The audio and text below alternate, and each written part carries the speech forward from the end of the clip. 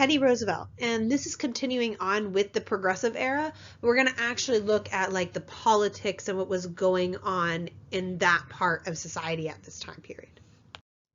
So, in 1901, an anarchist assassinated William McKinley.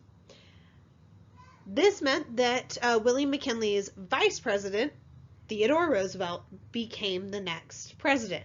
Now, Roosevelt really had pursued a career in Republican politics. He had been a New York legislator, he had been a United States Civil Service Commissioner, he had been Assistant Secretary to the Navy. Then, of course, we have all of his exploits during the Spanish-American War. And then after that, he had actually been elected governor of New York in 1898.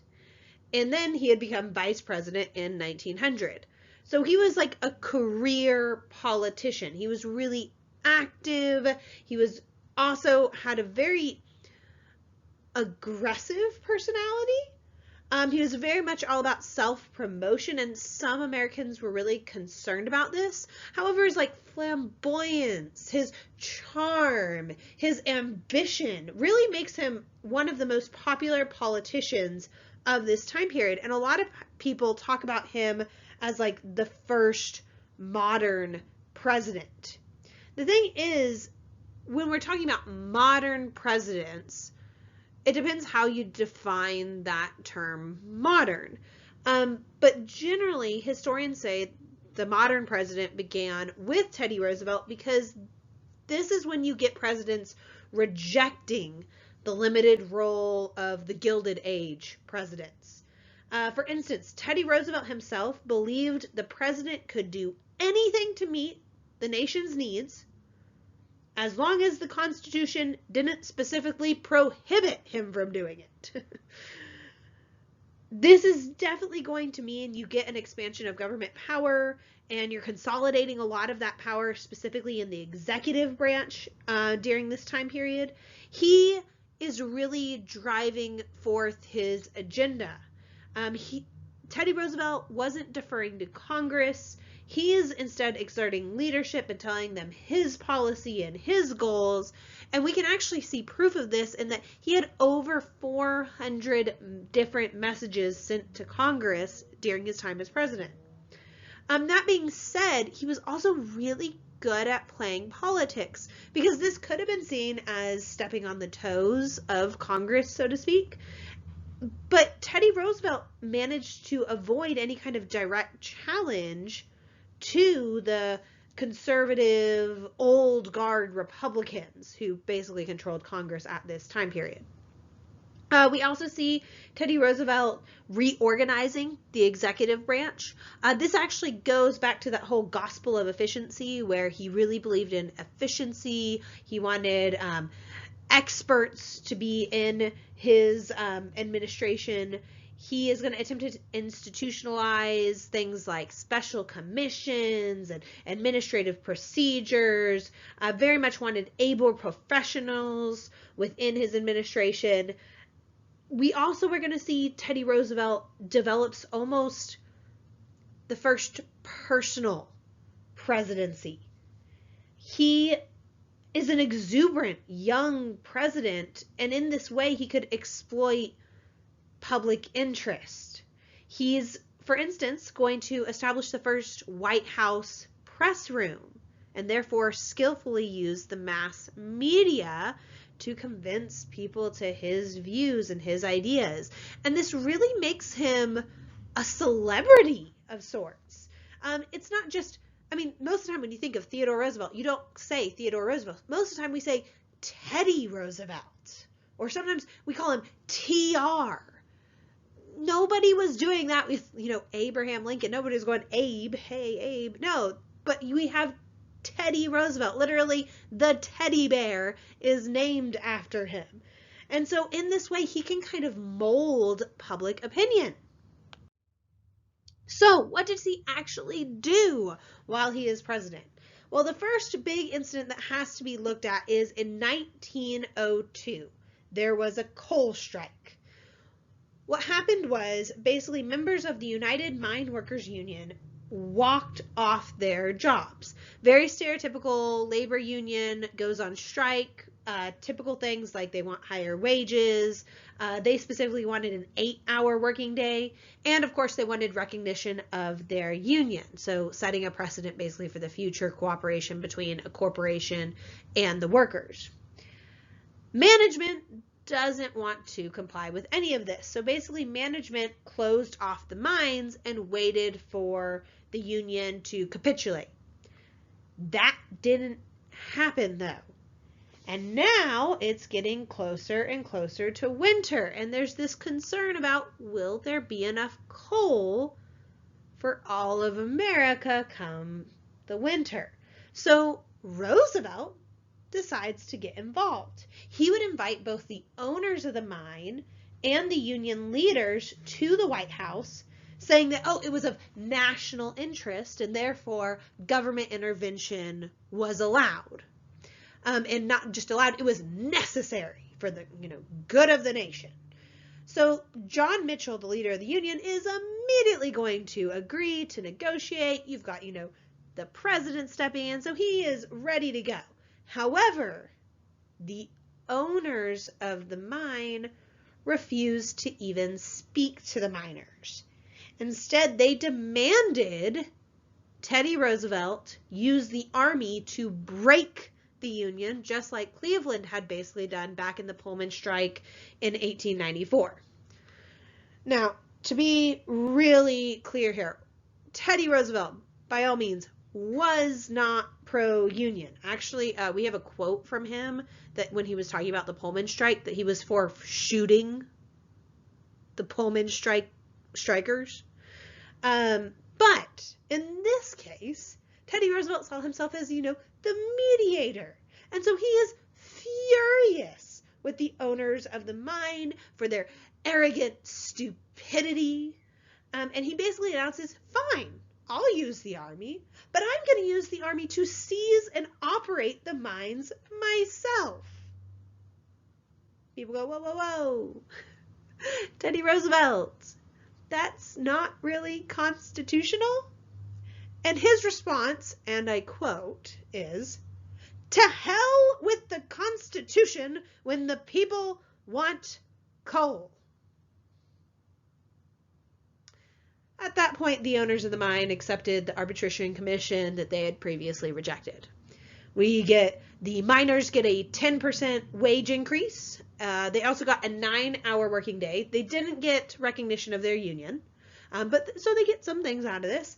And then the owners of the mine also had to raise the price of coal by about 10%. But what's really important here is that this is really setting that precedent for the president to have a much more active government role. And just the federal government and state governments and everything in general are going to have a much more active role when it comes to things like labor disputes. And it's setting the precedent for a really strong president. We also see Teddy Roosevelt getting involved in some other things, though. A big thing that he gets involved in is actually natural resources.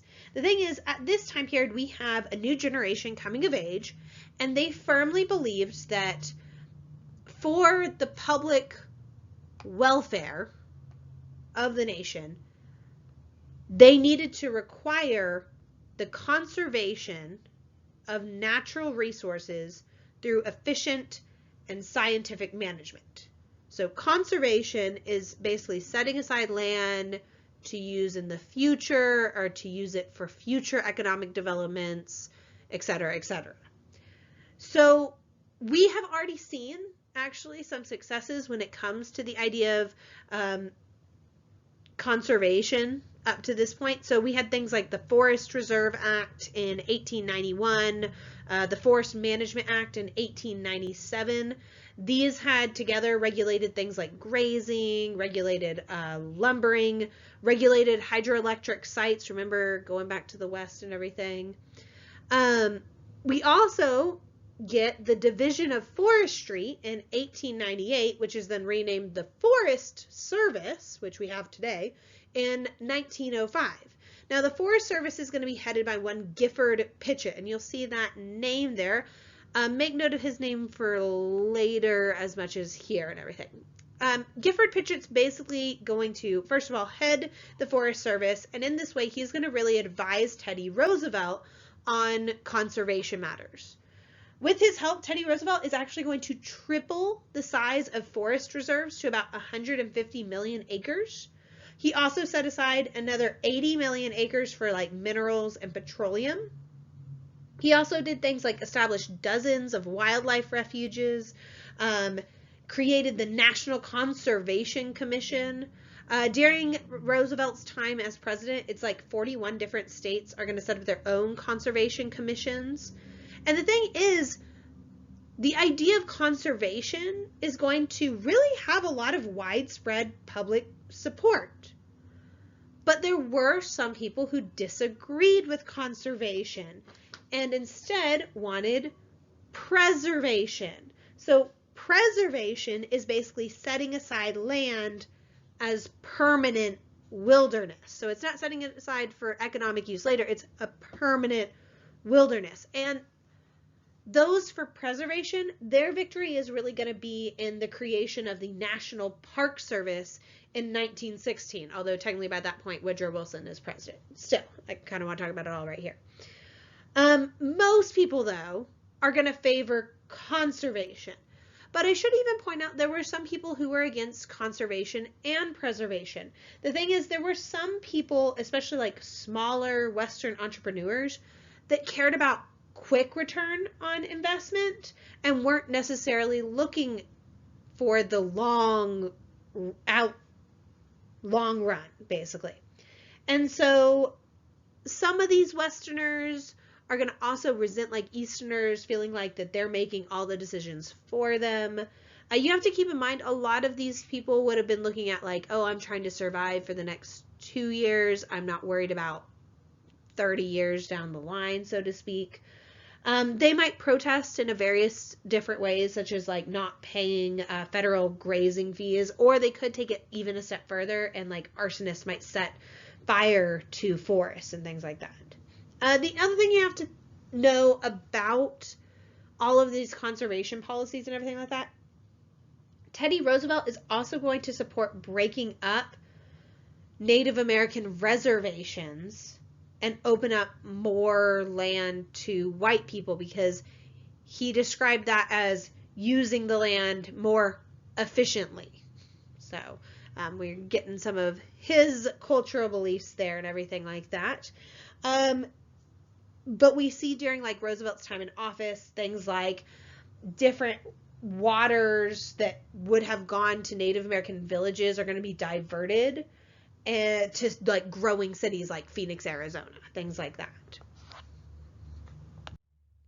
Now, most of the time when somebody comes into this class and they have heard of Teddy Roosevelt, they tend to have one thing in particular that they know about him, and that is that he was considered the so-called trust buster. The reality is Teddy Roosevelt was a bit more complicated than just trying to bust all the trusts. Teddy Roosevelt really saw the formation of large business favorably, but he also couldn't ignore all of the public anxiety about corporate power. So really, when we look at Roosevelt and his relationship with business, he favored government regulation to prevent like corporate abuses and thus defend public interest. So when we're looking at the problems he faced with businesses, misconduct, not the size of a business, was really the issue he had. We do see Teddy Roosevelt during his time in office bringing about 44 antitrust suits against business combinations. Most of the time, he actually avoided giant firms, the one exception to that being when he went after Standard Oil. Most of the cases also had really inconclusive outcomes. But what this really does is it's establishing a regulatory role for the government, more so than making the government break up big business. Keep in mind, it's during this time Teddy Roosevelt's going to be elected in his own right in 1904, because up till that point he had only been president because he had been the vice president when William McKinley was assassinated. And so after he's elected in his own right, Teddy Roosevelt's going to push towards even more regulatory parts of the government, basically. So we're going to see like Congress is going to pass the Hepburn Act, the Pure Food and Drug Act, and the Meat Inspection Act. These acts were all really a compromise between, on one hand, you had reformers or progressives that were wanting the government to control these industries completely. And then on the other hand, you had the defenders and lobbyists for the industries themselves who didn't want the government to intervene at all. And so this is that compromise in between where the government is basically regulating these industries. So the Hepburn Act, for instance, it actually authorized the Interstate Commerce Commission, also known as the ICC. That comes back up later. This was going to do things like setting maximum railroad rates, so the railroads couldn't just arbitrarily charge a huge amount of money to ship your items to market and everything. Now the two others listed here, they're pretty self-explanatory. They're basically aimed at consumer protection when it comes to food and drugs. And the thing is, these regulations really were a public wish more than anything else. But also, it turns out a lot of business leaders wanted this kind of regulation as well, because they hoped they could expand their markets by basically certifying the quality of their products, like you see here in this ad. That, as passed by Congress under the Pure Food Act of June 3rd, 1906, has not affected our business. We adopted our motto, only the best, long before Congress thought of such an act. So you can see that they can certify their goods, and that's just one more technique for advertising. The other thing is a lot of businesses hoped that this would actually end up pushing out smaller businesses because they might not be able to afford the regulations required, basically. We're going to see Teddy Roosevelt does push for some other reforms besides this, like he wanted the 8-hour working day, stock market regulation, inheritance and income taxes, but generally these are all blocked by a Republican-controlled Congress, by the conservative part of the Republican-controlled Congress. So, what do you think is Teddy Roosevelt's biggest contribution to America? Thinking about then, thinking about now, and explain your reasoning why you are thinking that.